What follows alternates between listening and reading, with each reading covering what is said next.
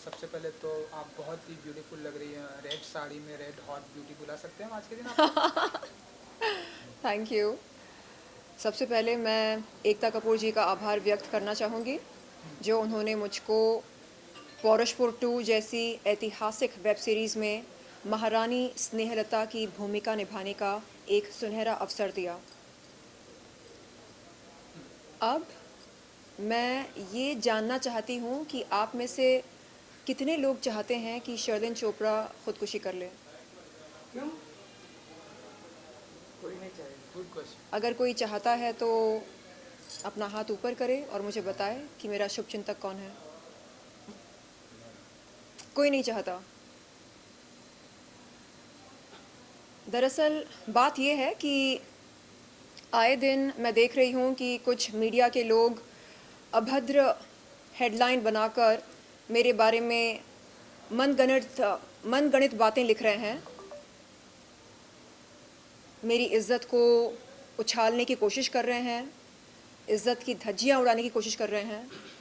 तो मैं आप तमाम मीडिया वालों से कहना चाहूँगी कि किसी भी महिला को, चाहे वो पुलिस अफसर हो, लॉयर हो, डॉक्टर हो, काम वाली बाई क्यों ना हो, बाजारू औरत क्यों ना हो, किसी भी महिला को इस कदर जलील ना करें कि वो मजबूरन आत्महत्या करने के बारे में सोचे।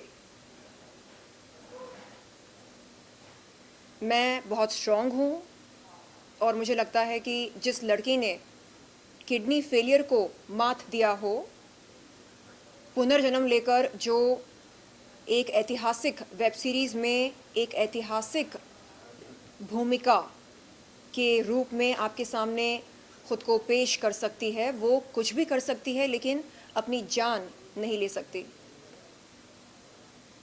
तो आपसे निवेदन है कि आप किसी भी महिला के बारे में अभद्र लिखने के बजाय पहले ये सोच लें कि अगर आपकी माँओं के बारे में, बेटियों के बारे में, बहनों के बारे में कोई अभद्र टिप्पणी या अश्लील टिप्पणी करे तो आप कैसा महसूस करेंगे?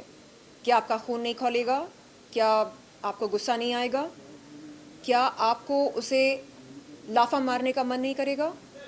बिल्कुल करेगा। तो फिर ये नाइंसाफ़ी क्यों मेरे साथ?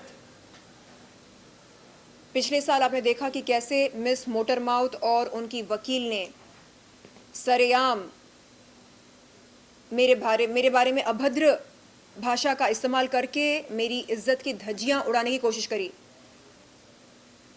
YouTube पर वो वीडियो है, आप जाकर देख सकते हैं। मैं उस अभद्र भाषा का इस्तेमाल यहाँ पर नहीं करना चाहती। अब मैं देख रही हूँ कि फिर से वही घटना मेरे साथ घट रही है।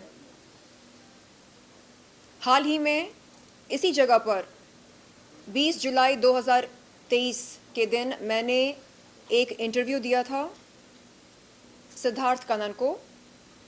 उस इंटरव्यू में कुछ गहरी बातें हुई, कुछ बहुत ही सेंसिटिव बातें हुई और कुछ मजाकिया बातें भी हुई। तो उस इंटरव्यू में मैंने जो जो कहा, मेरी बातों को तोड़ मरोड़ कर कुछ मीडिया वालों ने अपने दर्शकों के सामने रखा एक अभद्र हेडलाइन के साथ। और जब उन आर्टिकल्स को मैंने पढ़ा, मुझे बड़ा दुख हुआ, मैं बहुत रोई और फिर मैंने खुद को याद दिलाया कि महारानी स्नेहलता जो भूमिका मैंने निभाई एकता कपूर जी की वेब सीरीज़ में, अगर उनके साथ ऐसा होता तो वो क्या करती। मुझे याद आया कि कई जुल्म सहने के बावजूद महारानी स्नेहलता अपने लक्ष्य के बारे में भूली नहीं। उनकी नज़र उनके मंजिल पर, उनके लक्ष्य पर टिकी रही। तो मुझे क्या करना चाहिए? मुझे भी अपना फोकस अपने मंजिल पर रखना है। मेरी मंजिल क्या है? मेरी मंजिल है बॉलीवुड फिल्म इंडस्ट्री में बेहतरीन अदाकारा बनना। तो उस मंजिल पर मुझे अपनी नज़र टिकाए रखनी है, चाहे कुछ भी हो जाए। तो इस अद्भुत भूमिका को बार बार लगातार याद करके मैं इस भूमिका से प्रेरणा लेती रही और मैंने खुद को याद दिलाया कि कैसे मैंने किडनी फेलियर को मात दिया, कैसे मौत के मुंह से बाहर निकलकर मैंने पुनर्जन्म लिया। तो जो लड़की इतनी स्ट्रॉन्ग होती है असल ज़िंदगी में, उसे क्या कोई अभद्र न्यूज़ आर्टिकल परेशान कर सकता है? क्या मुझे विचलित कर सकता है? नहीं। और अगर मैं ऐसे अभद्र आर्टिकल्स को खुद को विचलित होने दूं, तो फिर जीना मुश्किल हो जाएगा। दरअसल बात यह है कि सिद्धार्थ कनन ने मेरे सामने एक 15 या 16 साल पुराना इंटरव्यू का जिक्र किया और उस इंटरव्यू में जो बात मैंने कही थी, उस बात को मेरे सामने रखकर पूछा कि क्या मैं उस बात के बारे में कोई टिप्पणी देना चाहूँगी, क्या कोई क्लैरिटी देना चाहूँगी। तो मैंने कहा कि उस समय मेरा रिश्ता हैदराबाद के एक बहुत बड़े पॉलिटिशियन के बेटे के साथ था और उस रिश्ते में मैं नाखुश थी, क्योंकि उस रिश्ते में रहकर मुझे ऐसा लगने लगा कि मेरा प्रेमी सिर्फ़ और सिर्फ जिस्मानी ताल्लुक़ात में दिलचस्पी रखता है, प्यार, इश्क, मोहब्बत में नहीं। और जब मुझसे पूछा गया कि मैं कैसा महसूस कर रही हूँ, तो मैंने कहा कि बिल्कुल वैसे महसूस कर रही हूँ मैं जैसे एक महिला महसूस करती है कॉम्पेंसेशन लेकर जिस्मानी ताल्लुक़ात के बाद। तो उस तरह का मेरा अनुभव रहा, ये मैंने बयान किया था। उन्होंने पूछा मतलब क्या? तो मैंने कहा कि जब किसी महिला को किसी जिस्मानी ताल्लुक़ात के लिए कोई कॉम्पेंसेशन मिलती है, वो कैसा महसूस करती है? क्या वो ये सोचती है ये I am on top of the world? नहीं, वो जिस तरह महसूस करती है बिल्कुल वैसा ही मेरा अनुभव रहा उस रिश्ते में रहकर। तो ये मेरा कहना था और मेरी इस कही हुई बात को तोड़ मरोड़ के एक अभद्र हेडलाइन के साथ, एक बहुत ही भद्दे हेडलाइन के साथ पेश किया गया। तो मैं ये सोचती हूँ कि क्यों किसी महिला को ज़लील होते हुए देखकर हमें मज़ा आता है, क्यों? और अगर मज़ा नहीं आता है तो इसका मतलब ये है कि हमारे अंदर का ज़मीर ज़िंदा है, और अगर मज़ा आता है तो कहीं ना कहीं हमारा ज़मीर या तो अधमरा है या मर चुका है। तो आप सबसे ये विनती है कि किसी भी महिला को आप इस कदर ज़लील ना करें कि वो कोई गलत कदम उठाने पर मजबूर महसूस करे। और फिर से मैं धन्यवाद देना चाहूँगी एकता कपूर जी को, जो उन्होंने इतना अद्भुत रोल मुझको दिया, महारानी स्नेहलता। कल अगर महारानी स्नेहलता के बारे में मैं ना सोचती तो शायद कुछ गलत कदम उठा बैठती, क्योंकि कल मैं बहुत रोई, बहुत बहुत छोटा महसूस किया मैंने ख़ुद को। मेरे ख़्याल से कोई भी लड़की मेरी जगह होती तो बिखर जाती, टूट जाती, लेकिन मैंने ख़ुद को बिखरने से रोका, टूटने से बचा कर रखा, क्योंकि मैं ख़ुद को बार बार याद दिलाती रही कि नहीं, कोई भी गलत कदम नहीं उठाना है, ऐसा कुछ नहीं करना है जिसके चलते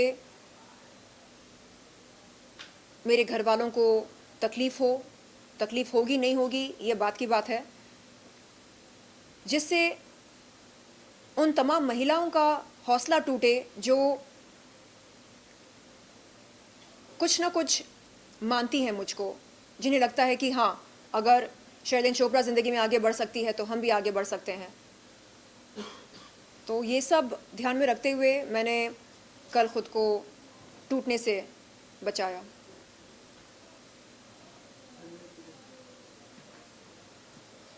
नाउ आपकी फॉरेस्ट 2 के बारे में बहुत सारी चर्चा हो रही है, जिस तरह से ट्रेलर है, जिस तरह से आपको आपकी एक्टिंग की काफ़ी लोगों का इंतज़ार है, तो कुछ कहना चाहेंगे फॉरेस्ट 2 के बारे में? जी, पौरुषपुर 2 में मैंने महारानी स्नेहलता की भूमिका करी है और महारानी स्नेहलता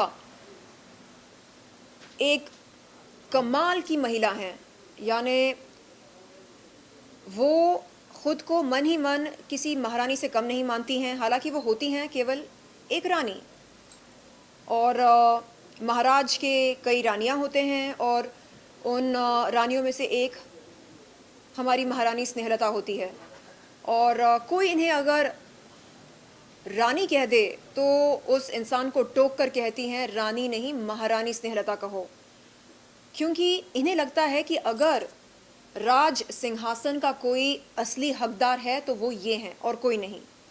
और इन पर कई सारे जुल्म किए जाते हैं, बावजूद इसके ये खुद को बिखरने नहीं देती हैं, खुद को समेट कर रखती हैं और इनकी नज़र, इनका लक्ष्य एकदम अटूट होता है। इन्हें किसी भी हालत में राज सिंहासन पर बैठने का अधिकार प्राप्त करना होता है, और वो अधिकार क्या वो प्राप्त कर पाती हैं या नहीं, अंत में क्या वो विजयी होती हैं या नहीं, ये पौरुषपुट 2 कहानी का मूल बिंदु है। Man, as you said, nobody should say anything indecent about any woman or a girl.